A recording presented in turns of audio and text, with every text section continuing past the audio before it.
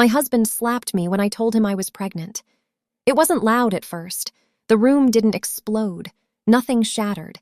It was just one sound, sharp and final, like a door slamming shut on a life I thought I knew. I remember the exact second before it happened. I had been standing there, barefoot on the cold kitchen tile, rehearsing my tone in my head. I'd practiced sounding calm, casual even, like I was delivering ordinary news. As if saying I'm pregnant could ever be ordinary when your heart is beating so hard you feel it in your throat. I had imagined a pause, a question, maybe surprise. I hadn't imagined violence. When my head turned from the impact, the world tilted with it. The cabinets blurred, the ceiling lights spun. For a moment, I honestly thought I might pass out. I tasted metal and realized my lip had split when my teeth hit it. I didn't scream. I didn't know how. I just stared at the counter, trying to stay upright, trying to understand how the man I had married could raise his hand to me over something we had created together. "I'm pregnant," I repeated quietly, like saying it again might undo what had just happened. He stared at me as if I were the problem that needed fixing. "You did this on purpose," he said. The accusation landed harder than the slap. I shook my head. "I didn't—" He cut me off with a laugh that wasn't humor at all. "You always do this. You trap people." Trap. Like I had planned it. Like my body had betrayed him instead of both of us being part of the same moment. My hand drifted to my stomach without thinking. It was flat, silent. Nothing had changed on the outside, and yet everything inside me felt rearranged forever. I suddenly felt exposed, like he could see straight through me to the fear growing there. "Don't touch yourself like that," he snapped. "You're being dramatic." Dramatic. I wanted to tell him I was nauseous every morning, that my back hurt, that I had cried alone in the bathroom when the test turned positive because I didn't know how he would react. I wanted to tell him I had been terrified of this exact moment, but all of that stayed trapped in my chest. He turned away and started pacing, running his hands through his hair like he was the one trying to calm down, like he had been wronged.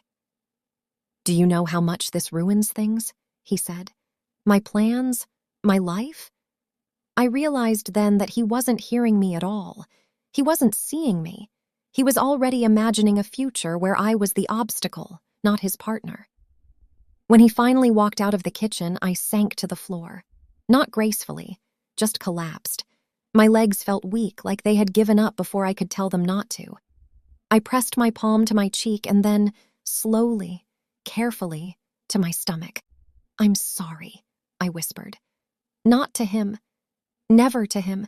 To the tiny life inside me that had arrived in a world already hostile. That night, the house felt enormous. Every sound made me flinch, the hum of the refrigerator, the click of the heater, the floor creaking when he moved in the bedroom. I slept on the couch, knees pulled to my chest, one arm wrapped protectively around my stomach. I barely slept at all. I kept replaying the slap, but worse than that, I replayed his face afterward.